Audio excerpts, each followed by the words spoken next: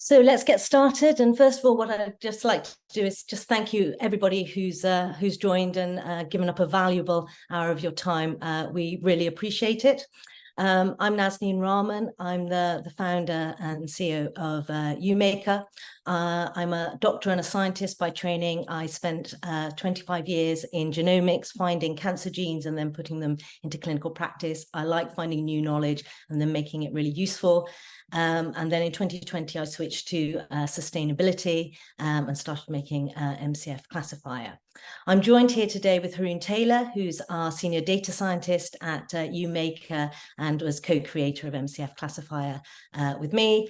And then we're also joined by Peter Waddingham of what was known as the Academic Health Science Network, but it's now called the Health Innovation Network. And he's been with us right from the very beginning of the journey. So just to orientate you for what's going to be happening over the next hour, first of all, I'm going to give you a little bit of the rationale for why we tackled this problem and our approach. Then we're going to go under the hood and give you a view of the sort of methodology at the core of MCF Classifier, and then some of the analyses that we've started doing to try and use the information to try and identify areas to prioritize for reducing the emissions associated with medicines. And then we'll move on to talking about how you can potentially access this information, very important for us, and I hope also for you. And then we'll finish off. There should be time for Q&A at the end. The way that will work is there's a Q&A box at the bottom of your screen for those who are not used to Zoom. If you can type in your questions there, when we get to the Q&A session, I'll sort of filter them and we'll be able to answer them to the best of our ability amongst the three of us. If we don't get to them, then we'll answer them afterwards. So I've just had a quick question here, which we should have thought out before. Haroon, is it possible to enable live captions? Do you know how to do that? One of the things we'll have a little look to see if we can do that. But one of the things I will say is we will send this webinar to everyone who's registered afterwards, so you can see it again at your leisure. Also, quite a lot of what we're talking about today is also in a paper that is currently under review, but the preprint is available. We'll give you the link to that. And we'll also circulate it. So I think hopefully over the next hour, you can sort of lean back and just let us hopefully certainly inform and hopefully entertain you over the next hour. So if we could have the first slide, Haroon.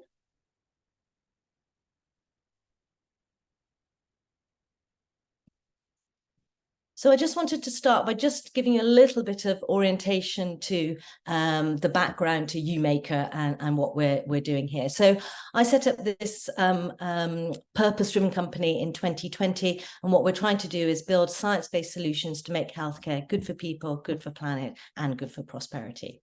Next slide. We do that really in three ways: through policy, partnerships, and products. Policy to drive the culture we need, partnerships to drive the change, and products to drive the action.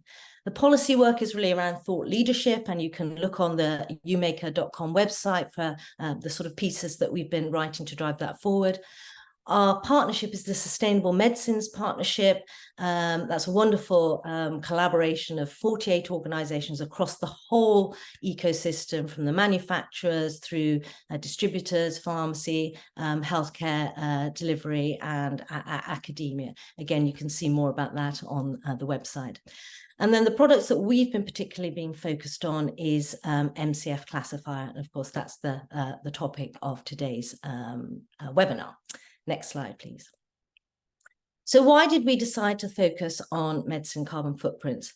So the reason was really this, and this came out just as I was sort of thinking about what to focus on, and I'm sure most people here will have seen this, and it was an estimate of the carbon footprint of the NHS, and it showed that a quarter of those emissions were in medicines.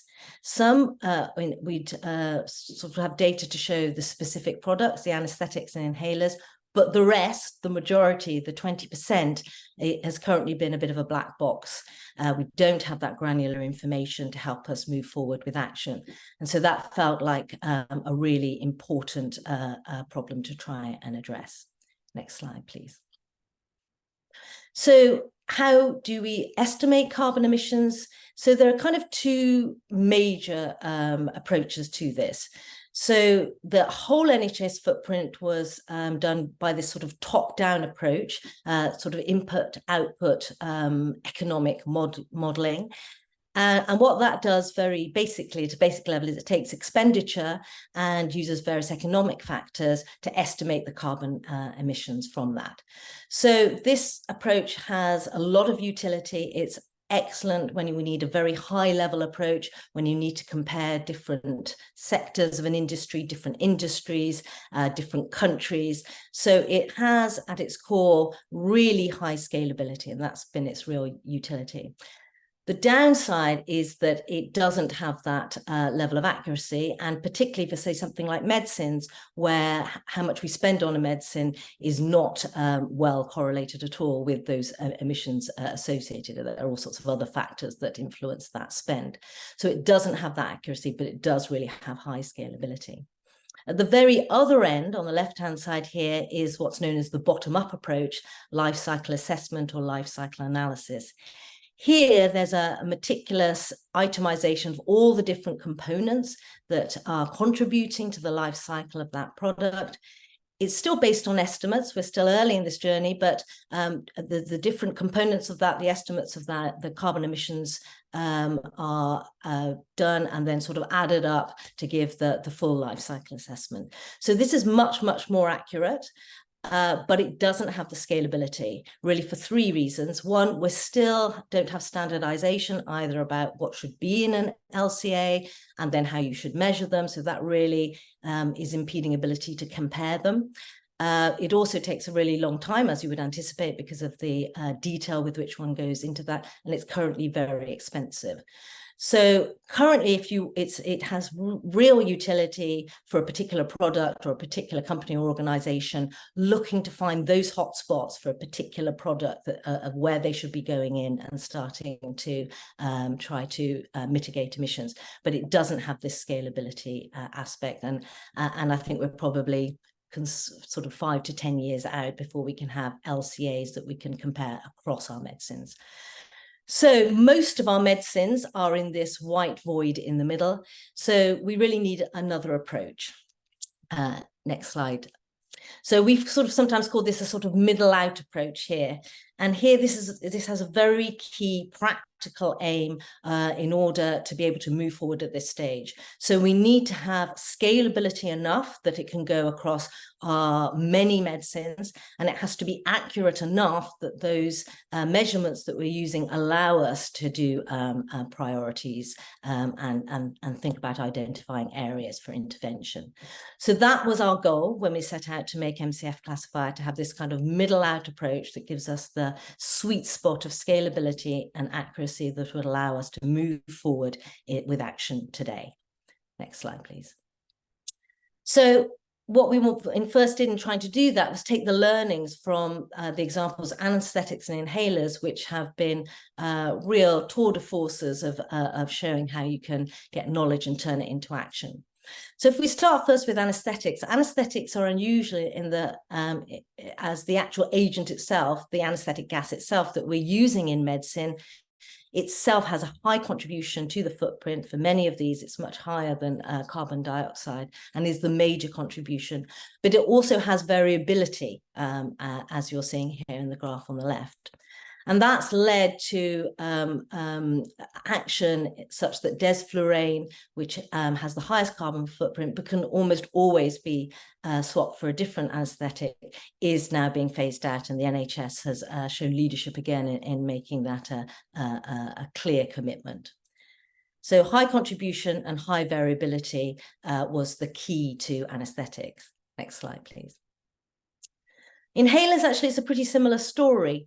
Here, obviously, there's lots of different types of inhalers, but there's a certain type of inhaler where, in order to get the gas into your lungs, you have a propellant that pushes it into your lungs.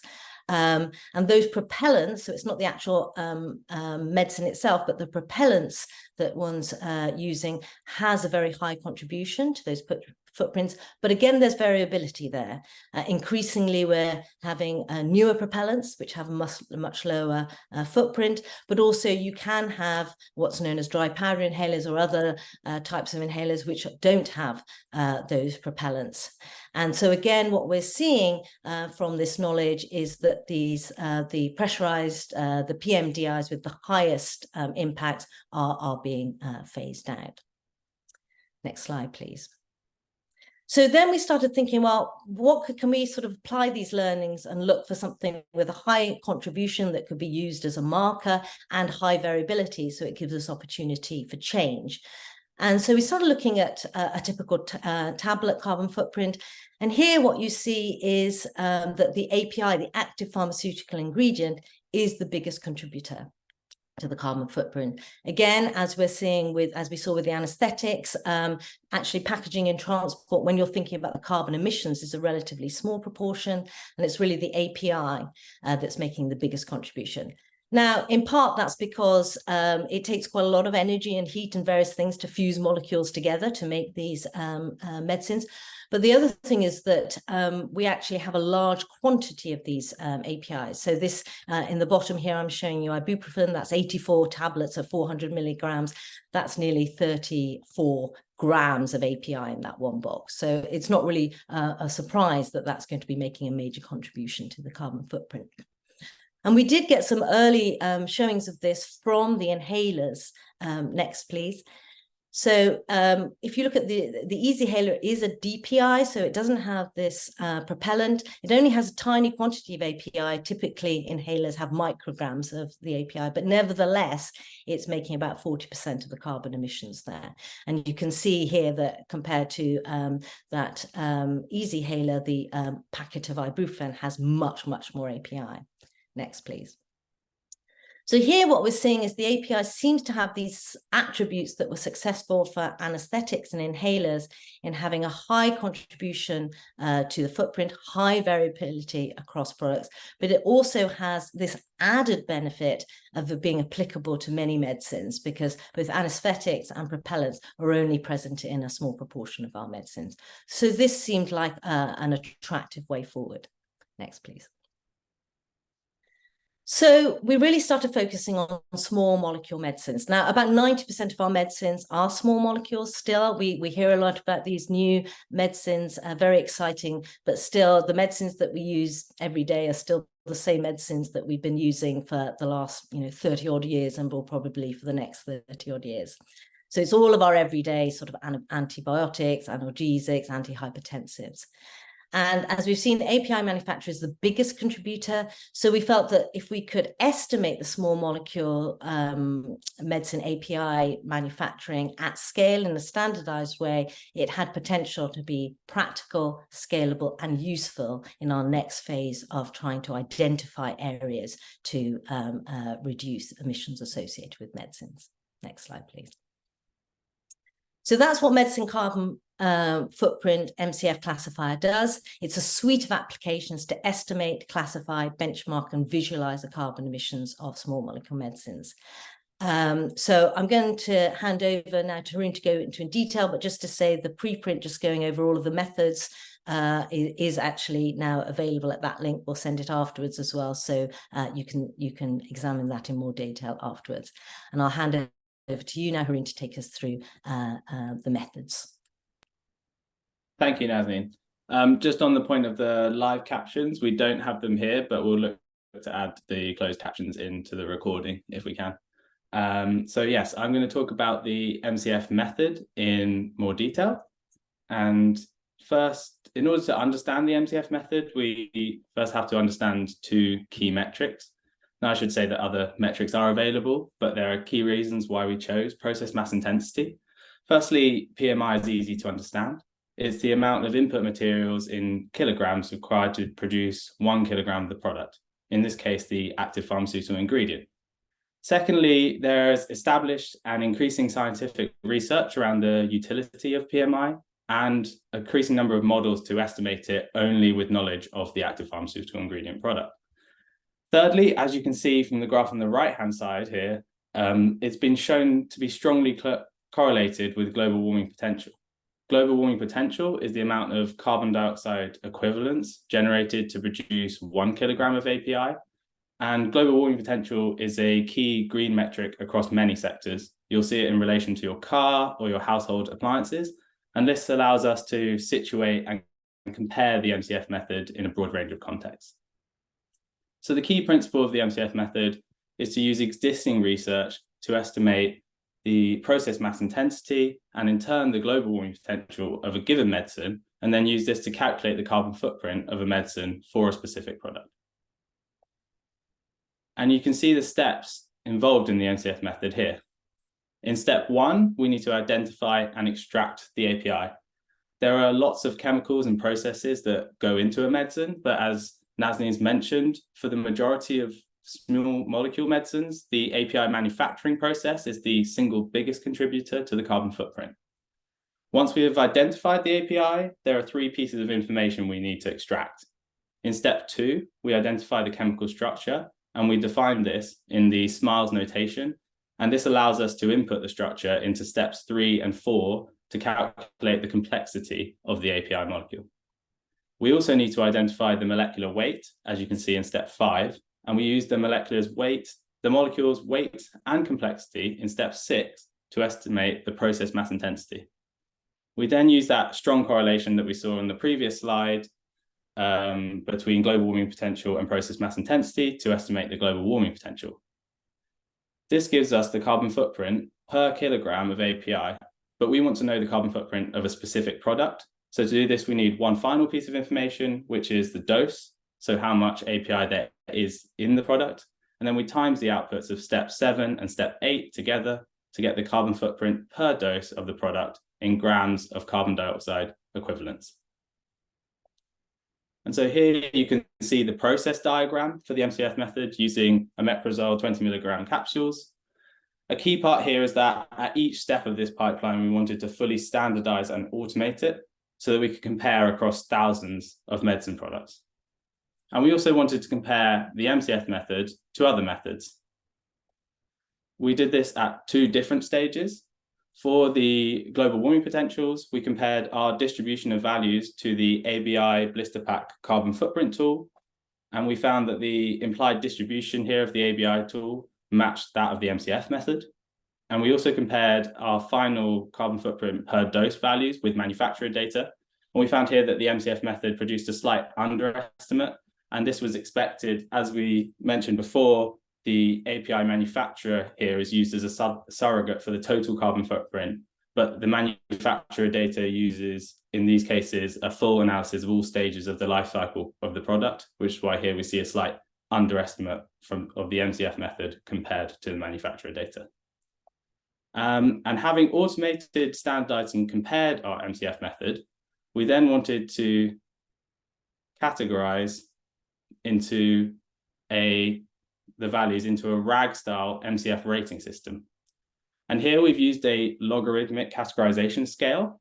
And what this means is that for a typical low MCF product, this will have 10 times lower carbon footprint than a typical medium product, which will have a 10 times lower carbon footprint than typical high product, and so on. We chose this logarithmic scale for 3 main reasons. Firstly, it created an even distribution of products across the low, medium, and high categories. Secondly, we used clear boundary definitions, which you can see above here, 10, 100, 1,000. And thirdly, it meant that the MCF ratings were robust to potential uncertainty in underlying values. So we wanted to test this third point with a sensitivity analysis. And you can read more about this and delve into it more in the paper. But one of the key take-home messages here was that by changing the raw per dose values up and down by 10%, meant only 4% of the MCF product changed in ratings. And this gave us confidence that the MCF ratings are indeed robust to the potential uncertainty that comes with the estimated values. So now I'm going to pass you back to Nazneen to talk about how we've started to use the standardized carbon footprints per dose and MCF ratings to drive knowledge and action. Thanks, Haroon. So the next thing we really wanted to do once we had our sort of hands on these standardised footprints was to start to look at them to see what it could teach us and potentially how they could potentially be useful. So for this analysis, and I will put that preprint in the chat when we get to the Q&A, we wanted to select a set of criteria so we could make it fully consistent and fully automated.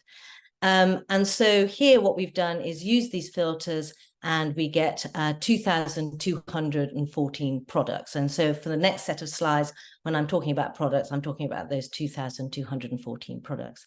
We also wanted to see what the attributable emissions were to those products. So for this analysis, what we did is we took 1 month, January 2023, and we inputted all of the prescription data for primary and secondary care in NHS England. And that was 2.2 billion doses of these 2,214 products were prescribed in January 2023. So as I go through the next set of slides, when I'm talking about the total carbon emissions, I'm talking about for those 2.2 billion doses in January 2023.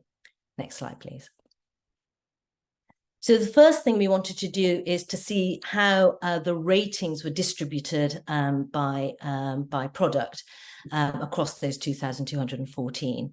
And what you can see here is that the ratings give us sort of good distribution, as Haroon was saying. So amongst those, 38% have a low rating of 10 grams CO2e per dose, 35% have a medium rating, and about 25% have a high rating, and a very small number have a very high rating.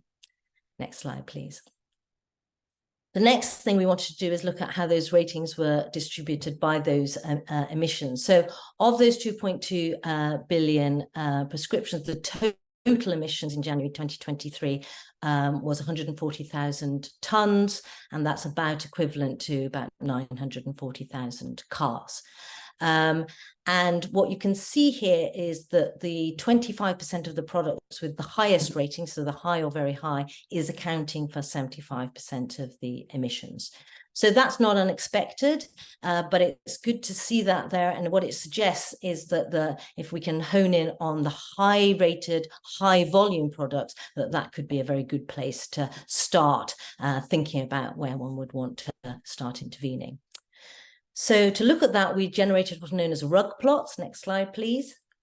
And so these are the rug plots. And what we've done here is looking at the distribution of those ratings by therapeutic category. And the therapeutic categories we're using here are the top 10 in the British National Formulary. So it encompasses all of those products.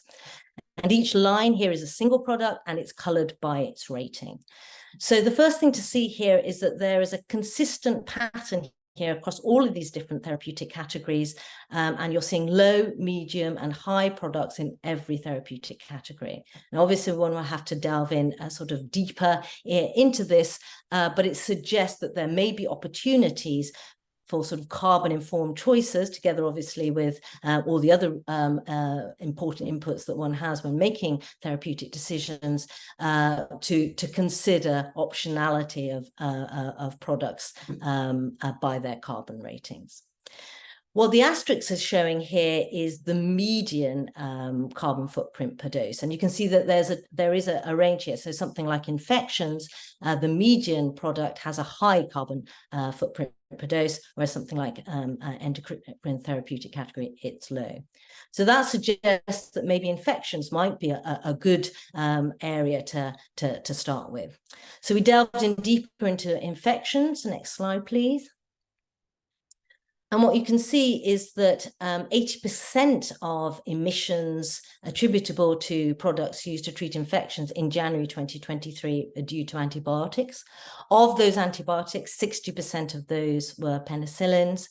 And that's really 3 products: amoxicillin, penicillin, and flucloxacillin. And actually nearly half of the emissions in January 2023 were due to amoxicillin.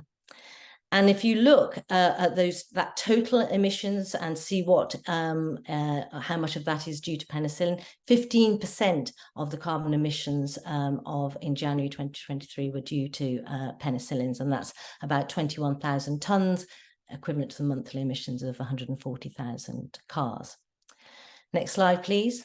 So up until this point, we were, to quote Boris Johnson, first and last time I'll ever do that in life, we were following the science.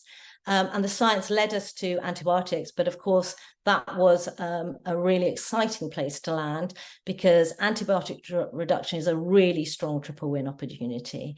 As I'm sure most people here will know, antimicrobial resistance is another huge challenge for healthcare, and it's predicted by some estimates that 10 million people will be dying globally due to antimicrobial resistance by 2050. So we need to do something about that, and the primary thing to do that is to, or a really important thing to do there is to ensure we're not prescribing antibiotics unnecessarily. A lot of work's been done to that. Conservatively, it's been estimated that about 20% of primary care antibiotic prescriptions are unnecessary. So antibiotic reduction is already proven to be more clinically effective and will help to tackle AMR. It will be more cost effective, of course. Now, these are cheap medicines, but they're high volume, but a 20% reduction in primary care prescriptions of penicillins would save about 4 million a year. But what we're able to do now is to also bring in that third aspect about being more carbon effective. Most antibiotics have a high MCF rating. Again, that would be expected. They're large, complex molecules, high dose tablets often. These are high volume medicines. And so we would estimate that if you could implement that recommended 20% reduction in penicillins, it would save about 4,200 tons of CO2e per month, which is equivalent to taking 29,000 cars off the road. Next slide, please. So that's just a sort of whistle-stop stop tour through some of the stuff that we've been doing, how we've, why we decided to tackle this problem, how and why we did it in the way that we have, and then how we've started to look at these data to start sort of gaining new insights and thinking about priority areas for intervention. But of course, I'm sure that other people will have good, better ideas, and we're really keen. And so we've been really thinking about how we can empower other people with these data. So we've got 3 offerings that we're planning to sort of roll out in 2024. The first of these is the MCF Formulary, which we will be launching early next year. I'd really encourage you to join our mailing list, which you can get on the website, and that will allow us to keep you up to date with all of the latest updates and launch dates. For now, what I'm going to do is hand over back to Haroon, who's going to take you through a demo of the MCF Formulary, so you to sort of whet your appetites and show you what we're hoping to be able to make available to you. I'll hand over to you, Haroon. Thank you, Nazneen. And yeah, I know live demos are fraught with danger and never work, but I'm hoping to be an exception to that rule. And yeah, I just want to say I'm really excited to demo this formulary to you. There's been a lot of work and many people from business, design, development contexts that have gone into the formulary, and so it's really exciting to be able to demo what the product that we've created now. And so yes, this is our MCF Formulary. It's our free-to-use interactive online formulary, which will be available early 2024. MCF Formulary is designed to be intuitive and easy to use by presenting clear carbon footprint ratings for tablet and capsule medicines prescribed in the NHS in the familiar format of the British National Formulary. So here's the homepage, and it has one simple function to allow you to search for a medicine and see the MCF ratings of its associated products. And the search works exactly as in the British National Formulary. Here you're searching for the active pharmaceutical ingredient of the medicine that you're interested in. So for example, if we search for losartan potassium, the returned result is losartan 100 milligram tablets with a medium MCF rating. And this is the most prescribed product in England for the search medicine. And you can click the interactive drop down here to reveal other losartan products. And these are in order from most to least prescribed. And here we can see that all of the products have a medium MCF rating. And by scrolling down, we can also see other similar medicines, by which I mean other medicines prescribed in similar contexts as designated in the BNF. And in this case, this is other angiotensin II receptor antagonists. And these are also presented in order from most to least prescribed. So you can see the things that people are more likely to be interested in come near the top. And here we can see that the most prescribed other similar medicine here is candesartan, and it has a low MCF rating. And we can start to get a picture that potentially highlight opportunities for more carbon-informed decision-making, starting to bring the MCF rating into other tools. And here, again, we can reveal candesartan products by clicking on the drop-down arrow. It's important to reiterate here that the MCF ratings are specific to the product and specific to the dose. So for example, here, candesartan 8 milligram tablets has a low MCF rating, whereas the 16 milligram tablet dose has a medium rating. Let's look at another example of a commonly prescribed medicine. We search here for atenolol.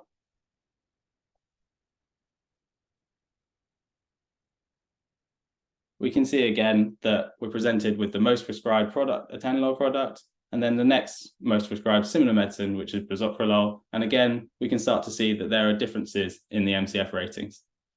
And we hope that by searching for medicines using the MCF formulary, one can start to get a sense of the landscape of medicine carbon footprints in different therapeutic areas as designated in the British National Formulary.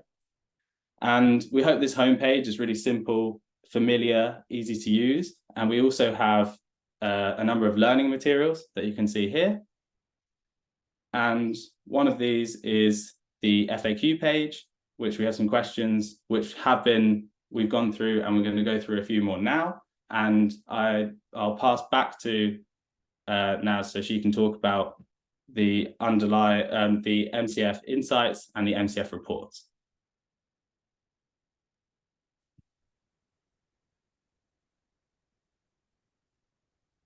Thanks. Next slide, please, Haroon. So yes, so that's the MCF formulary, and we're planning to make that freely available early next year.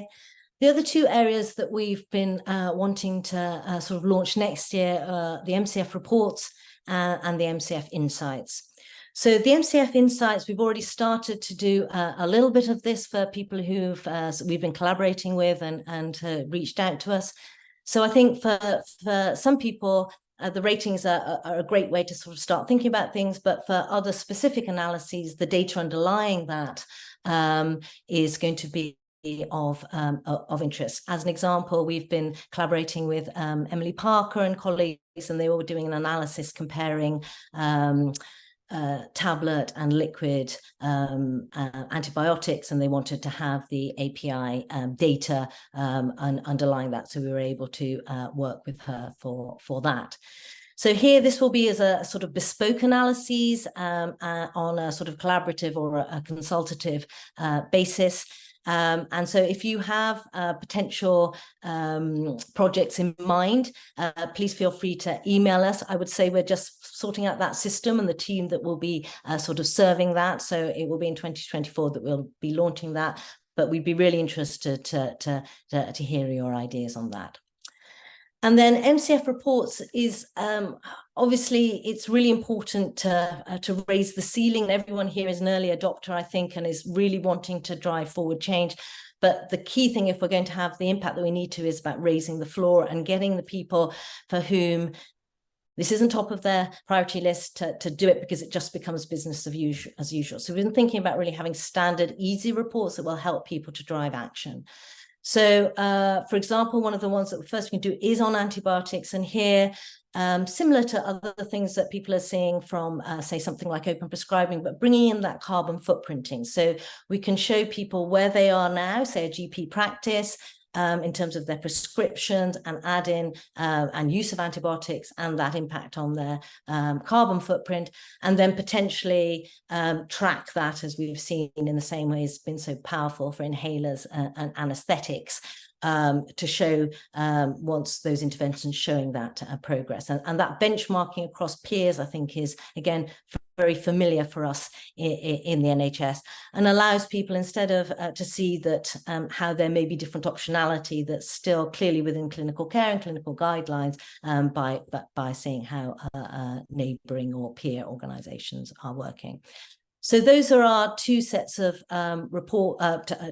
two sets of other offerings that we're planning to make available in 2024. Next slide, please. So that's what we wanted to tell you about today, and we're going to open for questions. I can see there are a lot of questions already, so that's great. Before we get into there, and for anyone else, please start answering your questions now. I just want to take this chance to really give thanks to a lot of different people. We've had a wonderful advisory group that's been with us from the very beginning, but there are many, many people across many domains who have been involved. I particularly wanted to thank SBRI Healthcare. We were very grateful recipients of funding for this work. And as part of that, our AHSN network partner, now our Health Innovation Network partner, was Pete. He was then at Yorkshire and Humber as the Net Zero lead, but he's now the National Net Zero lead. So I'd like to hand over to Pete to just tell us a little bit about that role and any reflections. Thank you, Pete. Thanks, Nazneen, and thanks, Haroon. Yeah, I'm going to congratulate you on a great presentation, great work. You know, you can see just how much hard work you've put into that, the methodology, the design of that product, the look and feel of it looks absolutely fantastic. And I'm sure people on the call will be biting at the bit to start experimenting, testing and using that in their work. As Nazneen says, I now work for an organisation that's called the Health Innovation Network. We were previously the HSN Network. We are involved in lots of areas. I'm not going to be able to do that justice in this short kind of 30-second overview, but you know, we're involved in cardiovascular disease, respiratory, mental health, lots of areas where medicines will be fundamental, polypharmacy, elderly care, etc., etc. So I'm really keen as well to look at this. And I was just reflecting this morning. It's actually the deadline of the latest SBRI Net Zero bid, competition 24.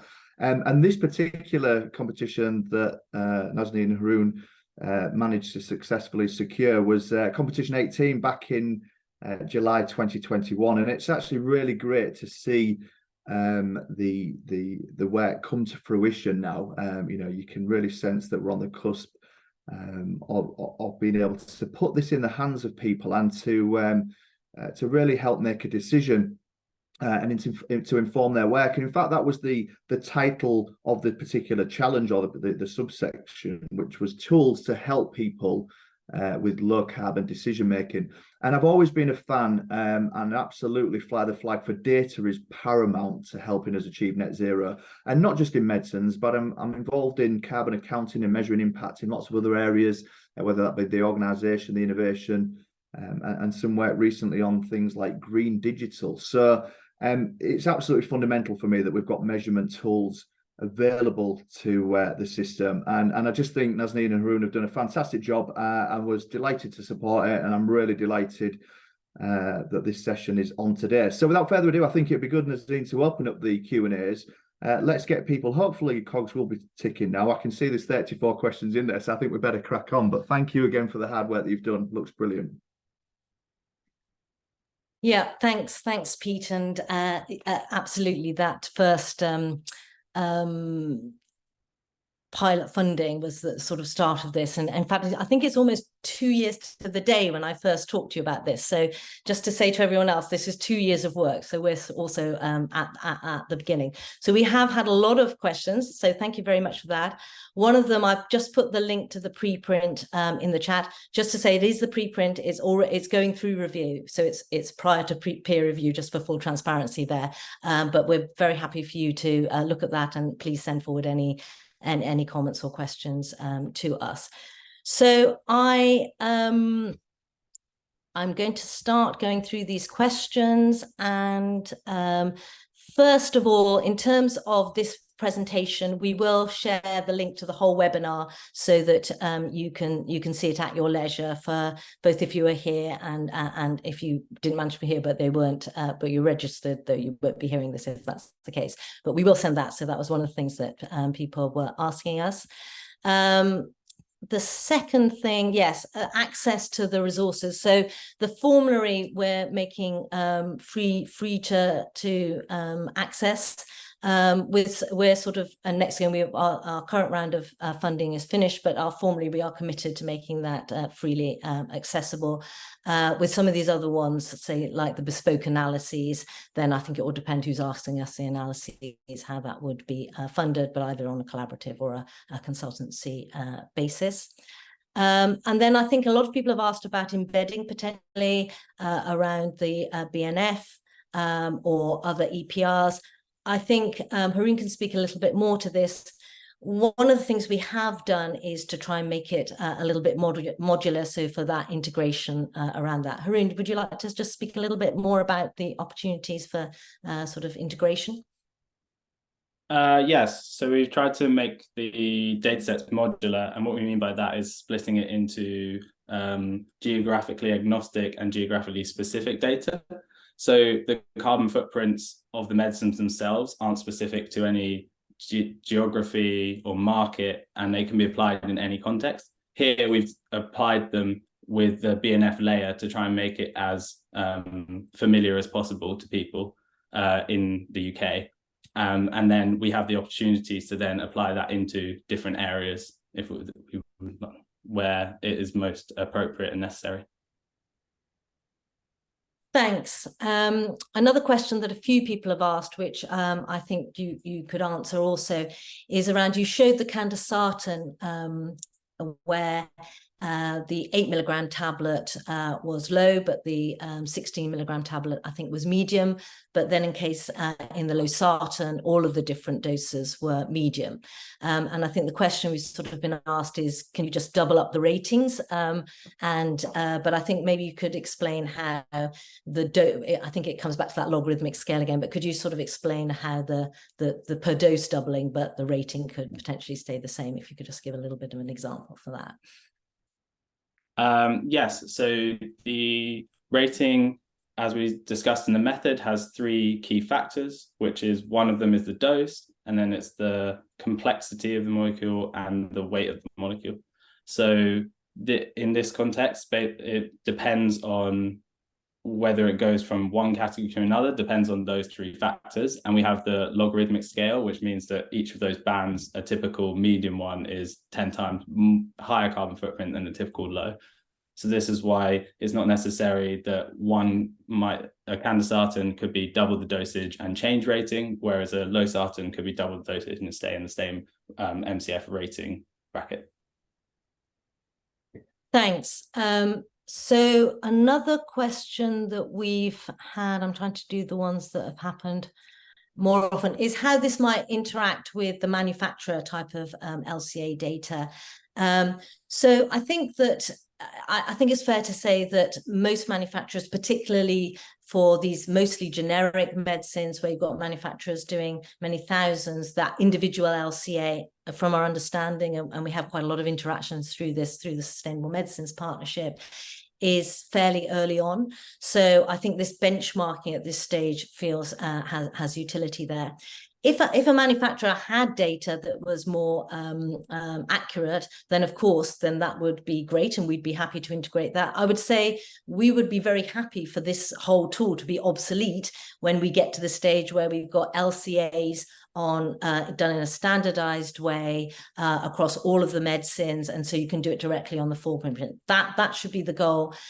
As I say, from all of our discussions, we're many years away from that. So I think in many ways this might be a tool that would help to drive forward that change a little bit, but certainly we'd be delighted for manufacturers to say we don't agree with your ratings.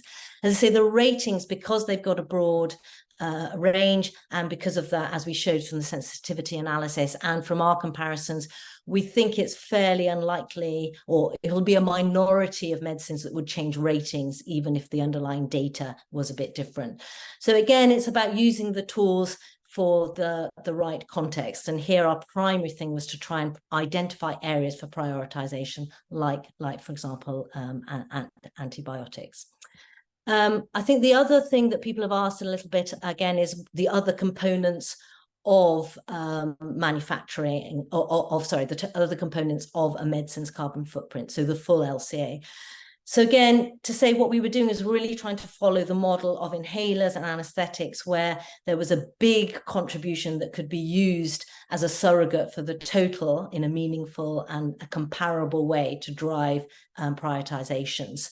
So I think people talk about packaging and transport. In terms of the footprint of these medicines, that is a small contribution. Now, obviously, packaging has other negative impacts on environment, so that's not in any way to say that those aren't important and there aren't opportunities for meaningful change there. But in terms of the footprint, what we're using here is the API because it's such a big proportion and as a surrogate for that. The other aspect about it is the API is very variable. As we've showed, you can go from micrograms right up to milligrams, whereas the formulation for a tablet is going to be relatively similar. The transport's going to be relatively similar. So here we need medicines. We're not going to get net zero medicines. It's about optimizing so that the medicine's footprint is the lowest that we can make it.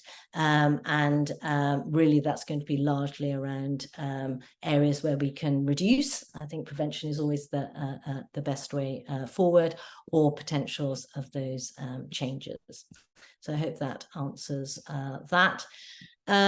People have sort of said, are we planning to add those other components? I think at this point, we're probably not at this stage. I think for these two reasons: either they wouldn't make a meaningful difference to the ratings because they're a small contribution and they're equivalent, so they would just move everything a little bit.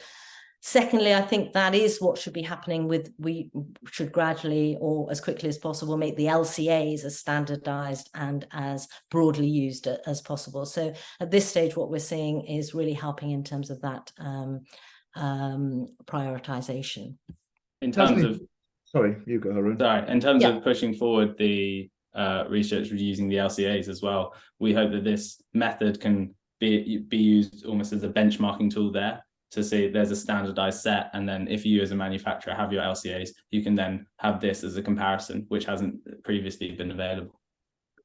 Thanks, Arun. I was just going to reflect myself on some of the comments as well, and that, you know, what the kind of point with this is, that it feels like it's an enabling tool as part of a bigger picture, and that's what we've got to remember. This is not going to serve everyone's needs, and I can sense in the comments, and as I said earlier, people just need to get hold of innovation sometimes to test it and stress test it and apply it to different scenarios. There's questions around how will this spread? Well, actually, the way things spread are by people testing it and being confident and applying it to use cases, and then sharing that learning with others, and finding where it has its limitations in use cases. So yeah, I think it's one of many tools that we need to piece together, and those resources do exist. Absolutely. I think then another one of the questions is how different manufacturers of different products, how could that be included? This is something we've thought about quite a lot, and something we've been focusing on in the Sustainable Medicines Partnership. I think overall, say, for example, with energy and to a certain extent transport, the key thing for all manufacturers is their own journey on scope 1 and 2, moving to renewables, moving to electrification. So I think that ideally, if we integrated at that in that instance, it would be to do that aspect of a manufacturer. In part, I think one has to be careful. Some medicines just will always have a bigger footprint because they're more complex, but they're the only medicine you can use in that situation. So we have to be careful that we don't either as practitioners feel guilty, or in particular that patients don't feel guilty that they're using a high footprint medicine. We've done quite a lot of surveying of how patients feel about this. Again, that information and that both quantitative and qualitative surveys and information is on the website. So as Pete was saying, I think we're doing this as something to help drive forward and catalyze an area that was completely dark, but we're certainly not thinking it should be the only show in town. We think it's a sort of catalyzation. in terms of keeping it up to date, our aim for the formulary is to update it once a year with the new set of data that becomes available at the beginning of each year. As I say, we are focused on small molecule medicines here, and the majority of those medicines, and certainly the majority of the very commonly used medicines, have been used for many years, and they will continue to be used for many years. So as new medicines become available, we will update that. Currently, we're planning to do that once a year. Now, if the formulary or the ratings have high utility and people want to integrate them into it, and there becomes a additional sort of funding or collaborations in line with that, then we have set it up to be modular so we can do those things. But we ourselves, in terms of keeping this up to date, have the resources to make sure that we can make the formulary at least free to use and updated once a year. So anybody saying, would we be interested in collaborating or linking with anything? The answer is just yes. So we're very keen in collaboration. So we'll link out to you and come back into that.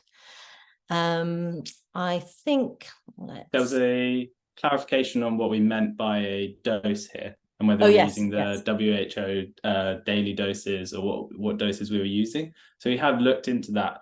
Currently what we're using, because in the MCF formulary at least, we're focusing on tablets and capsules in version 1. And here the daily dose, the dose and the MCF rating is specific to the BNF product. So if you have a losartan 100 milligram tablet, the rating is specific to one losartan 100 milligram tablet. Yeah, no, absolutely. I think then another question that's come up is around how this interfaces with the other key issues that one has when thinking about using medicines. First and foremost, of course, the clinical utility and efficacy, and secondly, the cost. Now, the cost in some ways is a bit easier, and we do have plans to integrate, and certainly when we're doing the reports and the insights, we can integrate the costs into that. So I think that that's relatively straightforward. So you can, because you've got we've got carbon dioxide equivalents and we've got pounds as those things that we can output together.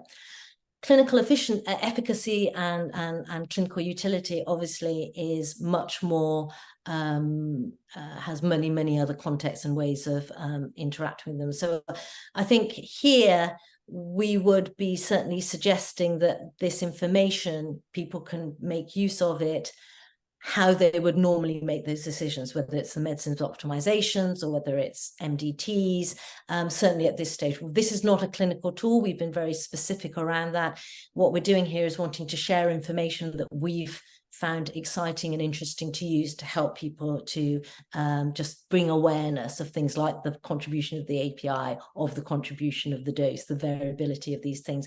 Quite a lot of these things we found were kind of new to us, and we think they've probably been new to others. So it's really it's a tool to sort of start to bring that awareness. We're all on a journey. Everyone here is a sort of pioneer on that journey. So I think that that's how we're sort of seeing that going forward.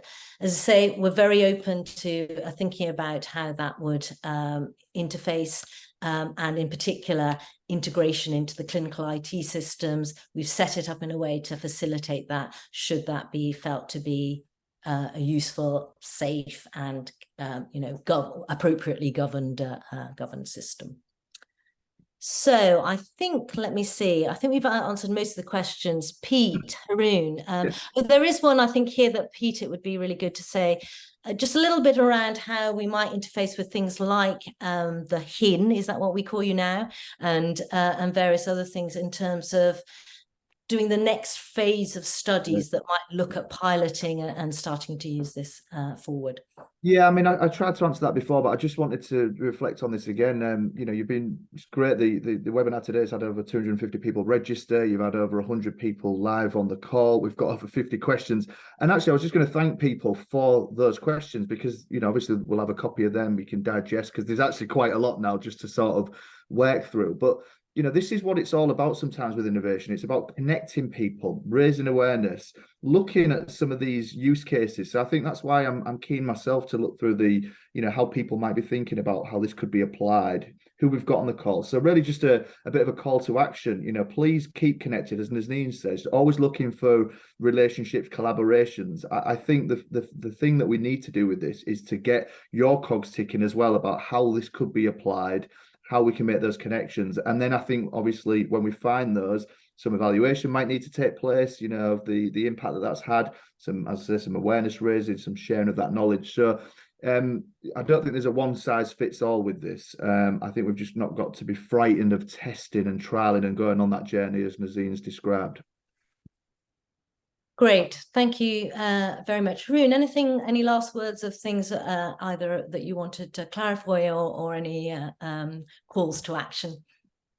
Yeah, further to Pete's point there, one of the reasons that we wanted to make the free online tool, the MCF Formulary, is this is new data, new information. This is innovative. So we wanted to, I'm certainly a person who learns through practical application as well. So we wanted to give people a safe and clean environment in which they can start to understand and search for medicines and look at these different ratings. And then we can push forward the innovation in that sense. Thank you very much. So as I say, over the first half of next year, we'll be sharing quite a lot of things. As I say, the paper, and we've put the preprint there, will be a start of that. That's the start of some of our analyses. We've got a whole set of other kind of analyses out there. If there are analyses that you're working on, and I think some people were sort of wanting to know some of the data underneath that, please email us at mcf@YewMaker.com. We'd be very interested to start engaging with you. And the other thing I would say, that if you go onto the YewMaker website and the MCF Classifier page, there is a mailing list there. If you sign up to that, we will be sending out all the latest up to date, so you can keep up to date with what we're doing. No spam, no sharing of that. We just want to be able to have a way in which we can engage with people efficiently. So we'd really encourage you to do that. Thank you again for everyone who came today. We really appreciate it. We will send a recording of that so you can see it again at your leisure. But really, this is an amazing set of questions and engagement. So I always zone out in these things. So I'm really impressed by you all for staying the course. I'll give you one of my mantras, as I always want to finish on time, and if possible, finish early. So I'll give you a minute before your next meeting, and thank you very much for coming. Thank you, everyone.